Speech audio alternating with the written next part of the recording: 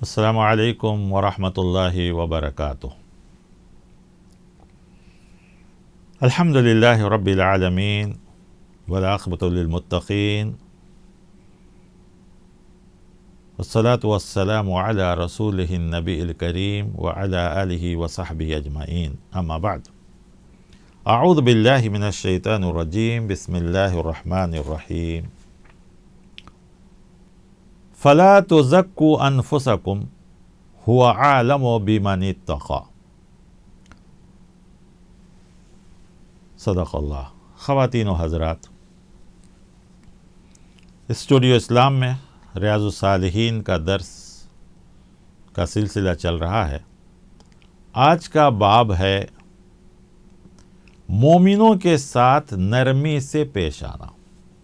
ایک مومن کو چاہیے کہ دوسرے مومن کے ساتھ نرمی سے پیش آئے۔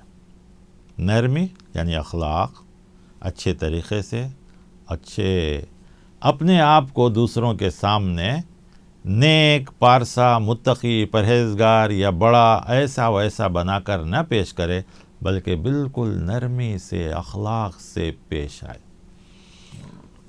امام نووی رحمۃ اللہ علیہ جو آیت لائے ہیں وہ یہ ہے جو سورۃ النجم ہے۔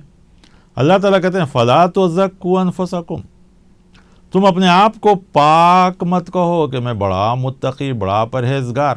اپنے نفس کو ایسا نہ ظاہر کرو اپنے آپ کو کہ میں بہت متقی، بہت پرہیزگار، بہت نیک، بہت نمازی، بہت روزہ دار، ایسا مت ظاہر کرو۔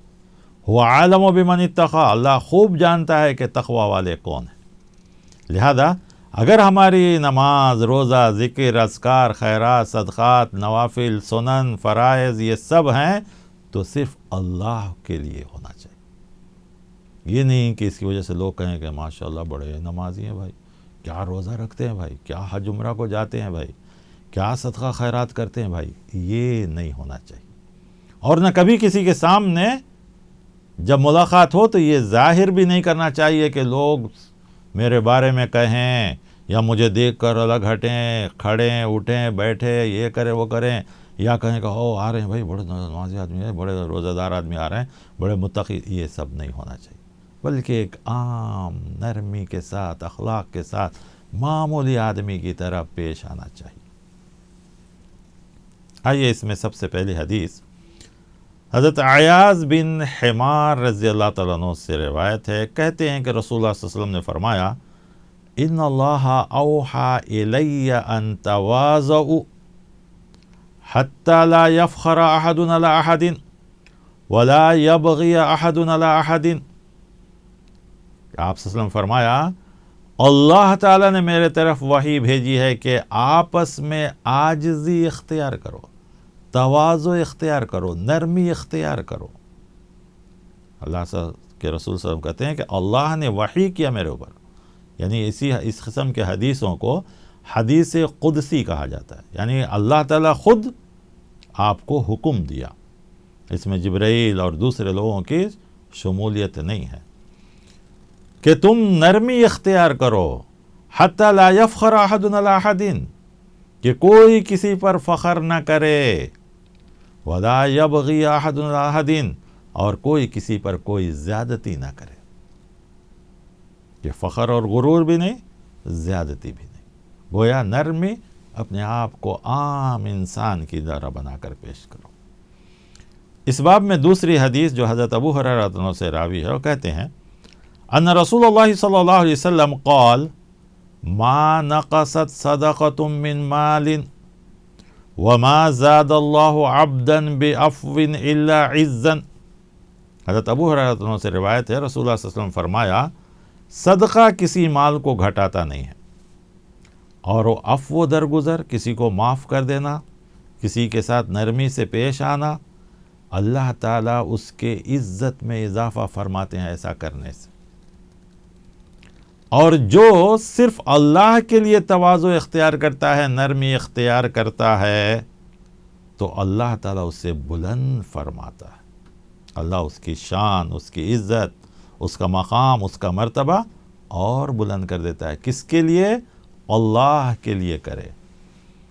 اللہ تبارک و تعالیٰ کے لیے اپنے آپ کو نرمی پہ، اس لیے نہیں کہ سامنے والے تعریف کریں، سامنے والے اچھا کہیں، نہیں، اللہ اچھا سمجھے، اللہ میری نیکیوں کو قبول کرے، اللہ کی نگاہ میں میں بہتر بنوں، تو اس کے لیے اللہ تعالیٰ الگ سے عزت، مقام اور مرتبہ عطا فرماتے ہیں۔ اس باب میں اور ایک حدیث ہے جس کے راوی حضرت انس رضی اللہ عنہ، اور آپ جانتے ہیں حضرت انس کون ہے، اللہ کے رسول صلی اللہ علیہ وسلم کے خادم تھے، 10 سال انہوں نے اللہ کے رسول صلی اللہ علیہ وسلم کی خدمت کی۔ کہتے ان مر علی سبیان انہو مر، کون؟ حضرت انس رضی اللہ عنہ ایک بار بچوں کے پاس سے گزرے، فسلم علیہم، ارے اتنے بڑے صحابی ہیں لیکن بچوں کو انہوں نے سلام کیا۔ لوگوں نے کہا کیا کر رہے ہیں آپ، اتنے بڑے صحابی ہیں، چھوٹے بچے کو آپ سلام کر رہے ہیں؟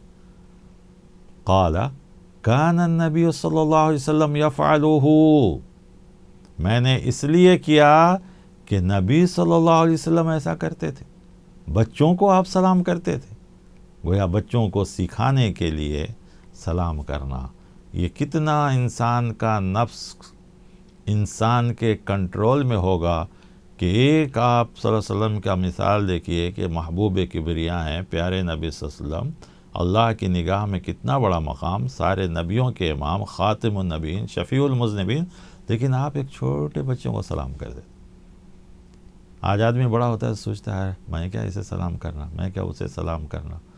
سلام ایک دعا ہے بھائی، جو کریں گے ان کو زیادہ نیکی ہے، پہلے جو کرتے ان کو زیادہ نیکی۔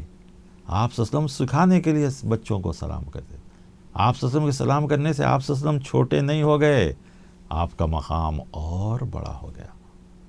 تو حضرت انس رضی اللہ عنہ چونکہ آپ صلی اللہ علیہ وسلم سے سیکھے تھے، تو گرچہ کہ وہ بھی بڑی صحابی ہیں، بزرگ ہیں، سب کچھ ہیں، لیکن انہوں نے بھی یہ نہیں سوچا کہ میں اتنا بڑا صحابی ہوں یا آپ صلی اللہ علیہ وسلم کا میں خدمت کیا ہوں، میرا مقام نہیں۔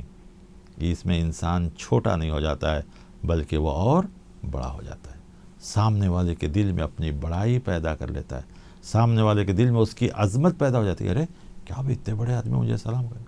اگر کوئی مالک کبھی اپنے غلام کو یا گھر میں کام کرنے کو ایک بار سلام کر کے دیکھیے، وہ شرم سے پانی پانی ہو جائے گا، دوبارہ آپ دیکھیے گا کہ آپ سے پہلے وہ خود آگے بڑھ کے سلام کر دے گا، اگر وہ اچھا انسان ہوگا تو اس طریقے سے چاہیے کہ ہمیں سلام کرنے میں چھوٹا بڑا، عمر کا یا مقام کا، مرتبے کا نہیں دیکھنا چاہیے۔ نیکی ہے، نیکی کرنے میں کبھی ان سب چیزوں کو نہیں دیکھنا چاہیے۔ اسی میں ایک اور حدیث ہے جس کے راوی ابو رفاعہ تمیم بن اسید رضی اللہ عنہ ہے۔ وہ کہتے ہیں کہ میں رسول اللہ صلی اللہ علیہ وسلم کی خدمت میں حاضر ہوا جبکہ آپ صلی اللہ علیہ وسلم خطبہ فرما رہے تھے، خطبہ دے رہے تھے۔ اب یہ جمعہ کا خطبہ بھی ہو سکتا ہے یا عام جو تقریریں آپ کر رہے ہیں، لیکن جب خطبہ کا لفظ ہے تو عام خطبہ، عام بیان نہیں ہو سکتا، جمعہ کا خطبہ ہی ہو سکتا ہے۔ فقلت، تو میں نے کہا یا رسول اللہ، رجل غریب جاء یسأل عن دینہ لا یدری ما دینہ، ایک آدمی آیا ہے جو دین کے بارے میں سوال کرنا چاہ رہا ہے اور اس کا دین کیا ہے، یعنی اس کی تعلیمات کا اسے علم نہیں ہے۔ فاقبل علیہ رسول اللہ صلی اللہ علیہ وسلم، تو آپ صلی اللہ علیہ وسلم خطبے میں سے اتر کر آئے اور اس آدمی کو چونکہ میرے ساتھ تھا تو بیٹھ گئے اور اس کو سمجھایا، آپ نے اس کو دین سمجھایا، ساری چیزیں سمجھائے اور اس کو سکھلائے۔ پھر اس کے بعد آپ ممبر پر گئے، خطبہ دیے، جو باقی بچا تھا خطبہ آپ نے مکمل کیا۔ اب اس میں بہت بڑی چیز ہے، ایک تو یہ ہوا کہ آپ صلی اللہ علیہ وسلم کا تواضع، نرمی اتنا تھا کہ آپ ایک معمولی آدمی کے لیے، اجنبی آدمی تھا، جان نہ پہچان کچھ نہیں، لیکن دین کی بات سمجھنے کے لیے آیا تھا، تو آپ فوراً اتنی اہم چیز کے درمیان میں آپ نے اس کام کو ترجیح دیا اور آ کے آپ اس کے پاس بیٹھ کے اس کو دین سمجھایا۔ کہتے تھے جائے خطبہ کے بعد آؤ، بعد میں دیکھیں گے، جاؤ، نہیں، دین کا معاملہ ہے، اللہ کا معاملہ تھا، دین کا معاملہ تھا، تو آپ بالکل نرمی اختیار کیے۔ دوسرا یہ بھی ہے کہ اگر کبھی ضرورت پڑ جائے خطیب کو خطبے کے درمیان لوگوں سے سوال کرنا، لوگوں سے کچھ پوچھنا، تو پوچھ سکتا ہے، یہ بھی اس چیز سے ثابت ہوئی اور یہ چیز ہو سکتا ہے، یہ کوئی تعجب کی چیز نہیں ہے، آدمی اس کو برا نہ سمجھے۔ دوسری ایک حدیث جو حضرت انس رضی اللہ عنہ، جو ابھی ذکر آیا کہ آپ صلی اللہ علیہ وسلم اللہ کے رسول کے غلام تھے حضرت انس رضی اللہ عنہ، اور انہوں نے آپ صلی اللہ علیہ وسلم کی 10 سال خدمت کی تھی. وہ کہتے ہیں کہ ان رسول اللہ صلی اللہ علیہ وسلم کان اذا اکل طعاما لئق اصابعہ الثلاث. جب آپ کے پاس کوئی کھانا آتا اور کھانا آپ کھاتے تو آخر میں 3 انگلیاں چاٹ لیتے تھے. وقال، اور کہتے تھے، اذا سقطت لقمۃ احدکم، جب تمہارا لقمہ کوئی چیز نیچے گر جائے، فلیمت عنہا الاذی، تو اسے گندگی کو دور کر لو، ولیاکلھا، اس کو کھا لو، ولا یدعھا للشیطان، اور شیطان کے لیے اس کو نہ چھوڑو، کیونکہ تمہیں معلوم نہیں ہے کہ کھانے کے کس حصے میں اللہ تعالیٰ کی برکت ہے. سو اگر کوئی چیز گر جائے اور اگر وہ زیادہ گندا نہیں ہوا ہے، کھانے کے لائق ہے، تو اٹھا کے کھا لینا چاہیے. دوسرا ہے کہ آپ صلی اللہ علیہ وسلم کے بارے میں ہے کہ آپ نے انگلیوں کو چاٹ لیا. اب ضروری بات ہے، آج کل لوگ بھی کہتے ہیں کہ یہ جو انگلیاں ہیں یہ انسان کے کھانا کو ہضم کرنے میں مدد کرتی ہیں. تو اب سنت کا طریقہ اس کو ہم نہیں کہیں گے، بس ہم عمل کر سکتے ہیں. اور اگر کوئی عمل نہ کرے گا تو انکار نہ کرے. اس کی ایسی حدیثیں جب آتی ہیں تو لوگ مذاق اڑاتے ہیں، کیا بھائی مجلس میں بیٹھے ہیں، بڑے بڑے لوگ رہے، وہاں میں جا کے انگلیاں چاٹوں کیا؟ بھائی آپ کو کون کہا چاٹو؟ یہ فرض نہیں ہے، سنت ہے، لیکن انکار مت کرو. اور اگر کوئی آدمی ایسا کرتا ہے تو اس کو حقیر مت سمجھو، کیونکہ اس میں بہت سے فائدے ہو سکتے ہیں اور ہمیں اسے حقیر نہیں سمجھنا چاہیے. پھر اس کے بعد ایک حدیث ہے، آپ صلی اللہ علیہ وسلم فرماتے ہیں، اور اس کے راوی حضرت ابو ہریرہ ہیں، کہتے ہیں کہ آپ صلی اللہ علیہ وسلم فرماتے ہیں، لو دعیت الی قراء او ذراع لاعجبت، اگر کوئی مجھے بکری کے پاؤں یا بازو تحفے کے طور پر دے یا کھانے کی دعوت دے تو میں ضرور جاؤں گا. وَلَوْ أُهْدِيَ لَيَ ذِرَاعٌ أَوْ قُرَاعٌ، پاؤں یا کھر وغیرہ یا بازو کے گوشت، بازو جو ہوتا ہے نا. اب اس حدیث سے کیا معلوم ہوا؟ تو یہ سب سے معمولی چیز ہے، پاؤں وغیرہ، پایا، اگرچہ کہ آج کل پایا بڑا لوگ شوق سے کھاتے ہیں اور شوق سے بناتے ہیں، اس وقت بھی یہ سب معمولی چیزیں سمجھی جاتی تھیں، گوشت کو ہی زیادہ اہمیت دیا جاتا تھا. تو آپ صلی اللہ علیہ وسلم نے کہا کہ اگر یہ معمولی چیز بھی کوئی مجھے تحفے میں دے تو میں اسے حاصل کروں گا.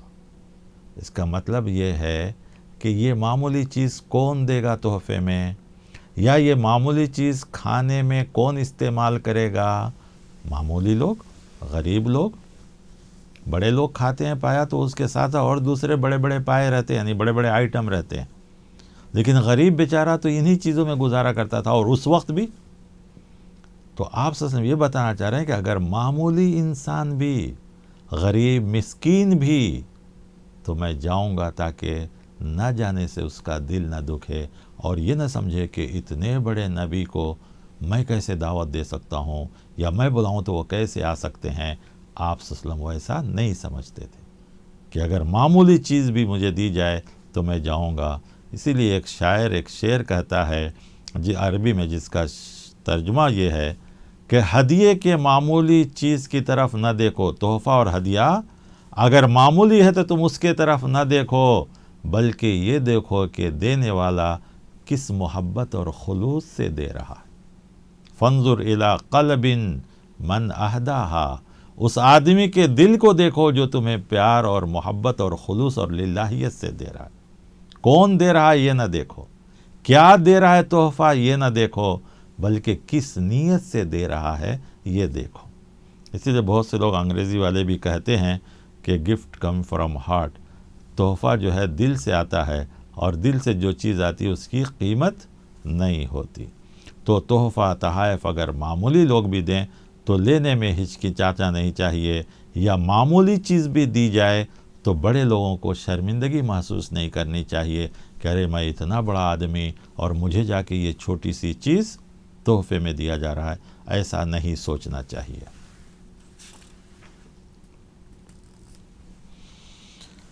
تو اس پورے باب میں یہی باتیں چلی کہ آدمی کو نرمی، اخلاق اور خاص کر ایمان والوں کے ساتھ، خواہ وہ کمزور ہوں، غریب ہوں، مجبور ہوں، مسکین ہوں، ایمان والوں ہیں تو ان کو حقیر نہیں سمجھنا ہے، ان کے ساتھ نرمی سے پیش آنا ہے، اخلاق سے پیش آنا ہے، ان کے کسی بھی چیز کو حقیر نہ سمجھیں، اور ان کے مقابلے میں اپنے آپ کو نیک، متقی، پرہیزگار یا صاحب ہدیٰ یا صاحب بزرگ یا متقی پرہیزگار ایسا نہ پیش کریں، بلکہ نرمی اخلاق کے ساتھ ان کے ساتھ پیش آئیں۔